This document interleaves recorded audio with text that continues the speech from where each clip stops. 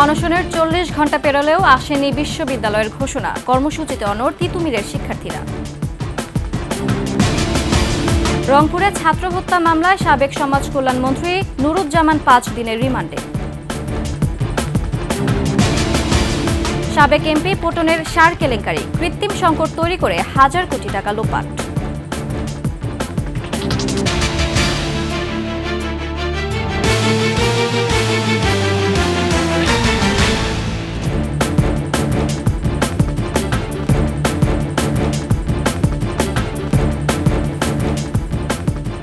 শুনছিলেন সংবাদ শিরোনাম। আমন্ত্রণ ২১শে সংবাদে, সাথে আছে আমি সুরা শ্রাবন্তী। দর্শক, ২১শে টেলিভিশনের সংবাদ একসাথে সরাসরি দেখতে পাবেন আমাদের ফেসবুক পেজ www.facebook.com/2124 অনলাইনে। এছাড়া সাবস্ক্রাইব করতে পারেন www.youtube.com/@21 ETV চ্যানেলে। ৪০ ঘণ্টার বেশি সময় ধরে অনশনে থাকলেও আসেনি বিশ্ববিদ্যালয়ের ঘোষণা। শিক্ষা মন্ত্রণালয়ের যুগ্ম সচিবের আশ্বাসের পরও তাই কর্মসূচি থেকে সরে আসেনি সরকারি তিতুমির কলেজের শিক্ষার্থীরা, বরং আন্দোলন আরও বেগবান করে সড়ক ও রেলপথ অবরোধের হুঁশিয়ারি দিয়েছেন তারা। দীর্ঘ সময় অনশনে অসুস্থ হয়ে পড়েছেন শিক্ষার্থীদের অনেকে। তাদের দাবি আজকের মধ্যেই ঘোষণা দিতে হবে বিশ্ববিদ্যালয় স্বীকৃতির। এর আগে বিষয়টি সুরাহা করতে বৃহস্পতিবার রাত ৯টার দিকে অনশন স্থলে যান শিক্ষা মন্ত্রণালয়ের যুগ্ম সচিব মোহাম্মদ নুরুজ্জামানের নেতৃত্বে সরকারের একটি প্রতিনিধি দল। প্রায় ২ ঘণ্টার বৈঠক শেষে যুগ্ম সচিব বলেন, তিতুমির কলেজকে বিশ্ববিদ্যালয়ে রূপান্তর ফিজিবিলিটি কমিটির রিপোর্ট পাওয়ার পর সিদ্ধান্ত জানাবে সরকার।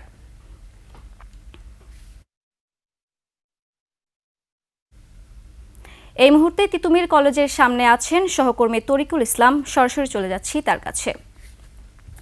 তরিকুল, শিক্ষার্থীদের তাদের পরবর্তী কর্মসূচি নিয়ে কি বলছেন, বিস্তারিত জানাবেন আমাদেরকে। ধন্যবাদ শ্রাবন্তী। আমি এই মুহূর্তে অবস্থান করছি ঢাকার তিতুমির সরকারি কলেজের সামনে। আমরা সেই সকাল থেকে এখানে অবস্থান করছি এবং আপনারা দেখেছেন যে দীর্ঘ প্রায় ৪০ ঘণ্টা যাবত তিতুমির কলেজের আর শিক্ষার্থীরা আমরণ অনশন করে যাচ্ছেন। এটি একটি গণ অনশন কর্মসূচি, যেখানে এই এই কলেজের শিক্ষার্থীরা এখানে অনশন করছেন তাদের বিশ্ববিদ্যালয় প্রতিষ্ঠার জন্য। আপনার মাধ্যমে দর্শকদের জানিয়ে দিতে চাই যে দীর্ঘ ২৮ বছর যাবত তিতুমির কলেজের শিক্ষার্থীরা আন্দোলন করে যাচ্ছেন তাদের বিশ্ববিদ্যালয় প্রতিষ্ঠার জন্য। আমরা একটু এই বিশ্ববিদ্যালয়ের শিক্ষার্থীদের কাছে জানতে চাইব যে আসলে তাদের এই অনশনের পরে আসলে পরবর্তী কর্মসূচিটা কি। আপনার কাছে জানতে চাই যে আজকের এই অনশন করছেন, এই অনশনের পরবর্তী আপনি অনশন নিজেই তো একটা কর্মসূচি, আর এই কর্মসূচি তো ধাপে ধাপে হয় না, এটা তো চলমান। আমাদের যতক্ষণ না আমাদের দাবি আদায় হচ্ছে আমরা অনশনে থাকব। আর এই অনশনে থাকা অবস্থায় যদি কারো কোনো ক্ষয়ক্ষতি হয় সেটার দায় একমাত্র রাষ্ট্র গ্রহণ করবে। শ্রাবন্তী, আপনি শুনতে পেলেন যে তাদের এই অনশনের জন্য যদি কোনো শিক্ষার্থী ক্ষতিগ্রস্ত হয়, অর্থাৎ মৃত্যুসজ্জায় হতে পারে, তা সেই সম্ভাবনা করছে। কারণ ইতিমধ্যে তাদের ২ জন শিক্ষার্থী ঢাকার সোহরাওয়ার্দী মেডিকেল কলেজে চিকিৎসাধীন রয়েছেন এবং এখন পর্যন্ত অনশন করে যাচ্ছে শিক্ষার্থীরা। আমরা আর একজন শিক্ষার্থীর কাছে একটু জানতে চাইব যে তারা যে অনশন করছেন, এখন পর্যন্ত সরকারি পক্ষ থেকে কোনো যুগ্ম সচিবের পর আর কোনো আশ্বাস পেয়েছেন কিনা? না, আমরা কালকে রাতে যুগ্ম সচিব যাওয়ার পরে আমরা এখনও কোনো আশ্বাস পাইনি। তবে আমি আরেকটু জায়গায় মানে ক্লিয়ার করি, সেটা হচ্ছে এই যে আমরা যে অনশন করছি, আমরা এখন গণ অনশনে যেটা কার্যক্রম করছি, এর পরবর্তী পদক্ষেপ সেটা আমাদের ৩৫,০০০ শিক্ষার্থী নেবে। আমরা শ্রাবন্তী, আপনি শুনছিলেন যে তাদের যে ৩৫,০০০ শিক্ষার্থী রয়েছে, সেই শিক্ষার্থীরা পরবর্তী সিদ্ধান্ত নেবেন যে তারা কঠোর থেকে কঠোরতর আন্দোলনে যাবেন কিনা। তো ধন্যবাদ। এই ছিল সর্বশেষ সংবাদ ঢাকার তিতুমির কলেজের সামনে থেকে। তরিকুল, ধন্যবাদ আপনাকে। চলে যাচ্ছি অন্যান্য খবরে। রক্ত দিয়ে অর্জিত স্বাধীনতা রক্ষা করতেই রাজনৈতিক দল গঠন করবে শিক্ষার্থীরা। দেশজুড়ে মানুষকে সংগঠিত করার কাজও শুরু করেছে তারা। সম্প্রতি সুইজারল্যান্ডের দাভোসে বিশ্ব অর্থনৈতিক ফোরামের বার্ষিক সম্মেলনের ফাঁকে ব্রিটিশ সংবাদ মাধ্যম ফিনান্সিয়াল টাইমসকে দেয়া পডকাস্টে এমনটাই বলেন প্রধান উপদেষ্টা অধ্যাপক মোহাম্মদ ইউনূস। ঘুষ, দুর্নীতি আর নোংরা রাজনীতির পুনরাবৃত্তি ঠেকাতে শিক্ষার্থীদের এই সুযোগ নেওয়া উচিত বলেও মনে করেন ডক্টর ইউনূস। দুলি মল্লিকের ডেস্ক রিপোর্ট। কোটা বিরোধী আন্দোলন থেকে স্বৈরাচার সরকারের পতন, জুলাইয়ে নাহিদ, মাহফুজ, সার্জিজ, আসিফ তরুণ এসব শিক্ষার্থীদের আন্দোলনের ডাকে সাড়া দেয় পুরো দেশের মানুষ। একযোগে ছাত্র জনতার আন্দোলন ও গণ অভ্যুত্থানের মধ্য দিয়ে শেষ পর্যন্ত পতন ঘটে স্বৈরাচার শেখ হাসিনা সরকারের। নতুন বাংলাদেশ গড়ার স্বপ্ন নিয়ে রাজপথ থেকে এসব তরুণ শিক্ষার্থীরাই এখন রাষ্ট্র ক্ষমতায়, আর তাদের নেতৃত্ব দিচ্ছেন নোবেলজয়ী ডক্টর মোহাম্মদ ইউনূস। নানা বাধা পেরিয়ে সর্বাত্মক চেষ্টা চালাচ্ছেন জাতির ঐক্য ধরে রাখতে। ঐক্য ও সমৃদ্ধের নতুন বাংলাদেশ গড়ার এই স্বপ্ন বাস্তবায়ন তিনি দেখেন ছাত্রদের নতুন দল গড়ার মধ্য দিয়ে। সুইজারল্যান্ডের দাভোসে বিশ্ব অর্থনৈতিক ফোরামের বার্ষিক সম্মেলনে যোগ দেওয়ার ফাঁকে ব্রিটিশ সংবাদ মাধ্যম ফিনান্সিয়াল টাইমসের বৈদেশিক বিষয়ক প্রধান গিডেয়ান রাসম্যানের পডকাস্টে সেই স্বপ্নের কথাই তুলে ধরেন doctor Mohammad Yunus. This is at a good time because always I'm protecting the unity of the nation. I don't want to depart from that. One of the possibilities is the students themselves will form a party. নির্বাচন প্রসঙ্গে সম্ভাব্য দুটি সময়ের কথা জানিয়ে doctor Yunus বলেন, বিগত আমলের প্রশাসনের ঘুষ দুর্নীতির পুনরাবৃত্তি ঠেকাতে শিক্ষার্থীদের রাজনীতিতে আসা জরুরি। I said whole nation knows them. Let them take a chance, whatever they want to do. The students are ready. They are campaigning. They are organizing throughout the country. রাজনৈতিক আখের গোছানোর ব্যক্তিগত আকাঙ্ক্ষা শিক্ষার্থীদের নেই উল্লেখ করে দেশের উন্নয়নের জন্য তারা প্রতিশ্রুতিবদ্ধ বলে জানান। বলেন তাদের অভিপ্রায়ও স্বচ্ছ। তবে দল গঠনের প্রক্রিয়া খুব সহজ হবে না বলেও মনে করেন প্রধান উপদেষ্টা। প্রচলিত রাজনীতি ও রাজনীতিবিদদের দুষ্টচক্র বারবারই গণতন্ত্রের পথে বাধা তৈরি করবে বলেও সতর্ক করেন। Maybe in the process of forming party, they'll fall apart. That's also danger. এ অবস্থায় শিক্ষার্থী তরুণদের নতুন রাজনৈতিক দল গঠন শেষ পর্যন্ত কতখানি সফল হবে তা নিয়েও কিছুটা সংশয় প্রকাশ করেন doctor Yunus. So we don't know whether they can remove themselves from the politics that we have in the country. পডকাস্টে ছাত্র জনতার আন্দোলন ছাড়া শেখ হাসিনার 15 বছরের শাসন আমলে বিপুল পরিমাণ অর্থ আত্মসাৎ, অর্থ পাচার সহ দুর্নীতির নানা চিত্র তুলে ধরেন প্রধান উপদেষ্টা। দুলি মল্লিক, ডেস্ক রিপোর্ট, 21 টেলিভিশন। বৈষম্য বিরোধী আন্দোলনে ছাত্র হত্যা মামলায় সাবেক সমাজ কল্যাণমন্ত্রী নুরুজ্জামান আহমেদকে 5 দিনের রিমান্ড দিয়েছে আদালত। সকালে 7 দিনের রিমান্ড চেয়ে তাকে রংপুর মেট্রোপলিটন আদালতে তোলে পুলিশ। পরে বিচারক 5 দিনের রিমান্ড মঞ্জুর করলে সাবেক এই মন্ত্রীর এর আগে বৃহস্পতিবার রাতে তাকে রংপুর শহরের সেন্ট্রাল রোড এলাকা থেকে গ্রেফতার করা হয়। লালমনিরহাটের সাবেক সংসদ সদস্য নুরুজ্জামান আহমেদ বৈষম্য বিরোধী ছাত্র আন্দোলনে মাহমুদুল হাসান সুন্না হত্যা মামলার 1 নম্বর এজাহার নামীয় আসামি।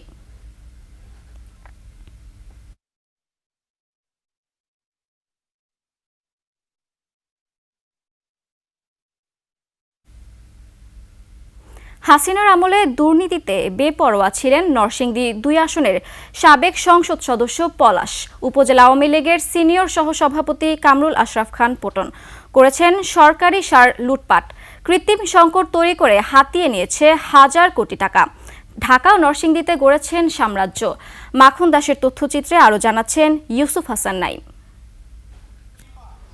নরসিংদী 2 আসনের সাবেক সংসদ সদস্য ও পলাশ উপজেলা আওয়ামী লীগের সিনিয়র সহসভাপতি কামরুল আশরাফ খান পটনের নাম শুনলেই আতঙ্কিত হতো জনপদ। বড় ভাই এমপি আনোয়ারুল আশরাফ খান দিলীপের অপকর্মের হোতা হিসেবে পরিচিত পটন 10ম জাতীয় সংসদে 14 দলের প্রার্থীর বিরুদ্ধে দাঁড়িয়ে স্বতন্ত্র প্রার্থী হয়ে নির্বাচিত হন। এরপর থেকেই তার অনিয়ম অত্যাচার পৌঁছায় সীমাহীনতায়। শেখ হেলাল ও সাবেক পুলিশ প্রধান বেনজিরের এজেন্ডা বাস্তবায়ন সহ গড়ে তোলেন সাম্রাজ্য। করেছেন চাঁদাবাজি, হিন্দুদের জমি দখল। বাংলাদেশ ফার্টিলাইজার অ্যাসোসিয়েশনের সভাপতি হয়ে সরকারি সার লুটপাট, কৃত্রিম সংকট তৈরি করে লুটে নিয়েছেন বিপুল অর্থ। 582 কোটি টাকার সার আত্মসাৎ সহ অন্তত অর্ধশত কোটি টাকার সম্পদের মালিক বনেছেন 10 বছরে। রাজধানী সহ নিজ জেলায় বাড়ি, অ্যাপার্টমেন্ট ও মালয়েশিয়ায় গড়ে তুলেছেন সেকেন্ড হোম। গড়ে তুলেন পটন বাহিনী। পুরা পলাশ নির্বাচনী এলাকার আওয়ামী লীগটা একটা পরিবারের মতো। সার আত্মসাৎ সহ যুবদল নেতা শামীম হত্যা মামলায় পটন গ্রেপ্তার হলে পরিস্থিতি বদলাতে শুরু করে। জাতীয় পার্টি অন্যান্য দল ছিল, তাদেরকে টোটালি তারা এখানে একনায়কতন্ত্র বা রাজতন্ত্র কায়েম করতে গিয়ে ওইসব দলগুলো নেতাকর্মীরা চাকরি এবং ব্যবসা বাণিজ্য থেকে তাদেরকে দূরে রেখেছে। উপজেলা সেক্টর বলেন, বিসিআইসি বলেন, এই আপনার জনতা বলেন, প্রাণ বলেন, যত ফ্যাক্টরি আছে সকল ফ্যাক্টরিতে তারা চাঁদা। তুষার, পটন এবং আশরাফ খান দিলীপ করে নাই, এবং আমার থানা সদস্য সচিব পাপন ভাই গুলি করে যেভাবে ওরা অত্যাচার করছে, ওরা ফ্যামিলিতে অস্ত্র মার কপালে ধরে যেভাবে হুমকি দিয়েছে, এবং আমাদের বাড়িতে পুলিশ পাঠায় আমাদেরকে যেভাবে ষড়যন্ত্র ওরা করছে, এতে এলাকাবাসী সবাই আতঙ্কিত ছিল। পটনের অবৈধ সম্পত্তি বাজেয়াপ্তের দাবি স্থানীয়দের। তদন্ত করে আইনগত ব্যবস্থা গ্রহণ করে যদি দেখেন যে এই সম্পদগুলা একবারই দুর্নীতিগ্রস্ত ব্যক্তি দ্বারা দুর্নীতিভাবে উপার্জিত হয়েছে, তাহলে কোর্টের রায়ের মাধ্যমে তারা যে ব্যবস্থা নেয় সেটি সবচেয়ে ভালো হবে। তবে যদি দুর্নীতি আয় করা হয় তাহলে সেটা রাষ্ট্র কোষাগারে জমা দেওয়াটা ভালো। একটা মানুষের জীবনে এত সম্পদ সম্ভব না যদি পূর্বপুরুষরা রেখে না যায়, তদন্ত করে বের করে প্রয়োজনীয় ব্যবস্থা নেওয়া উচিত এবং অবৈধ সম্পদ নষ্টায়িত করা উচিত। শুধু পটন সাহেবের না, যত অবৈধ সম্পদ আছে গাড়ি আছে। দোর্দণ্ড প্রতাপশালী পটনের দৃষ্টান্তমূলক শাস্তিও চান তারা। Yusuf Hasan Naim, desk report, 21 television. টঙ্গীর তীরে চলছে ৫৮তম বিশ্ব ইজতেমার প্রথম পর্বের প্রথম দিন। দুপুরে দেশের বৃহত্তম জুমার নামাজে অংশ নেবেন লাখো মুসল্লি। বাদ ফজর বয়ান করেন পাকিস্তানের মাওলানা জিয়াউল হক। এর আগে বৃহস্পতিবার নাগরিকের নামাজের পরপরই আম বয়ানের মধ্য দিয়ে শুরু হয় এবারের ইজতেমার প্রথম পর্ব। বিভিন্ন খিত্তায় খিত্তায় হচ্ছে আলিমের আমল। প্রথম পর্বে গাজীপুর সহ ৪১টি জেলার মুসল্লি ও ৭২টি দেশের ২,০০০-এর বেশি বিদেশি মেহমান অংশ নিয়েছেন। এদিকে বৃহত্তর জুমার নামাজে অংশ নিতে আশেপাশের জেলা থেকে আসতে শুরু করেছেন ধর্মপ্রাণ মুসল্লিরা। জুমার নামাজে ইমামতি করবেন মাওলানা জুবায়ের। এদিকে ইজতেমা আয়োজনকে সুষ্ঠু, শান্তিপূর্ণ ও নির্বিঘ্ন রাখতে ৫ স্তরের নিরাপত্তা নিশ্চিত করেছে আইন শৃঙ্খলা রক্ষাকারী বাহিনী।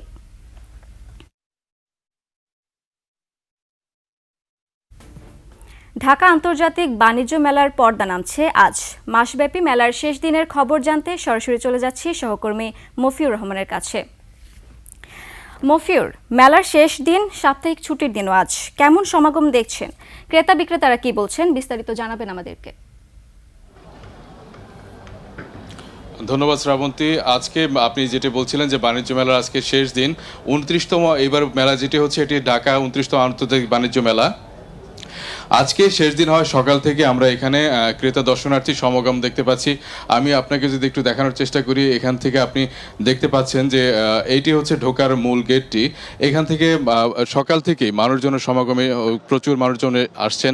দোকানপাট প্রায় সবগুলো দোকানপাটই এর মধ্যে খুলে ফেলেছে, দোকানদাররা তাদের পসরা সাজিয়ে বসেছেন। প্রত্যেকটি যারা যারা এসছেন তারা আসলে তাদের পছন্দের জিনিসটি খুঁজে দেখছেন যে তারা এই মেলায় খুঁজে পাচ্ছেন কিনা। এবং আপনি জানেন যে মেলার শেষ দিনে প্রচুর ডিসকাউন্ট থাকে। মানুষজন অনেকে এসছেন যে আসলে ডিসকাউন্টে কিছু কিনতে পারেন কিনা, বিশেষ করে শীতের পোশাক থেকে শুরু করে তৈজসপত্র আরও অনেক কিছুই তারা এখান থেকে সংগ্রহ করবেন। আর বিকেলবেলায় একটি বিষয় আপনাকে জানিয়ে রাখি, সমাপনী দিনে বাংলাদেশে মেলার ইতিহাস যেটি বলে যে সমাপনী দিনে বাণিজ্য মন্ত্রী বা বাণিজ্য উপদেষ্টা যারা থাকেন, যিনি দায়িত্বে থাকেন, তিনি এসে মেলার সমাপনী ঘোষণা করেন এবং মেলার শেষ দিনে কত বিক্রি হলো, কি বিষয়ে কত লাভ লোকসান হলো, ক্রেতা বিক্রেতার সমাগম, সমস্ত বিষয়টি তিনি আসলে একটি সংবাদ সম্মেলনের মাধ্যমে তুলে ধরেন।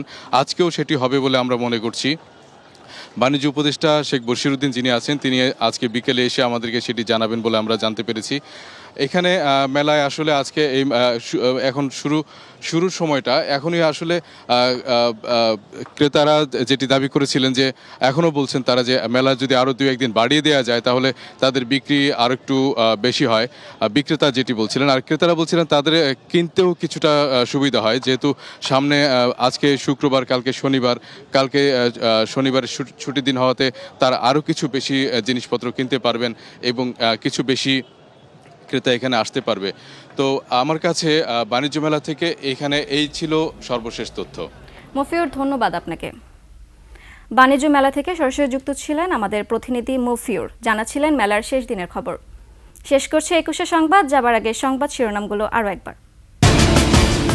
অনশনের 40 ঘন্টা পেরোলেও আসেনি বিশ্ববিদ্যালয়ের ঘোষণা, কর্মসূচিতে অনড় তিতুমিরের শিক্ষার্থীরা। রংপুরে ছাত্র হত্যা মামলায় সাবেক সমাজ কল্যাণ মন্ত্রী নুরুজ্জামান 5 দিনের রিমান্ডে। সাবেক এমপি পটনের সার কেলেঙ্কারি, কৃত্রিম সংকট তৈরি করে হাজার কোটি টাকা লোপাট।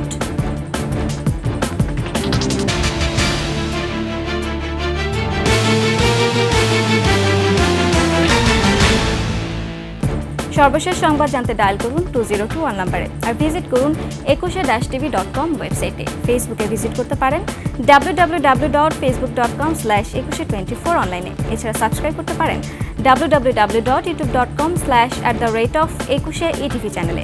এতক্ষণ সঙ্গে থাকার জন্য ধন্যবাদ। পরবর্তী সংবাদ দুপুর 1টায় দেখার আমন্ত্রণ রইল। 21-এর সাথেই থাকুন।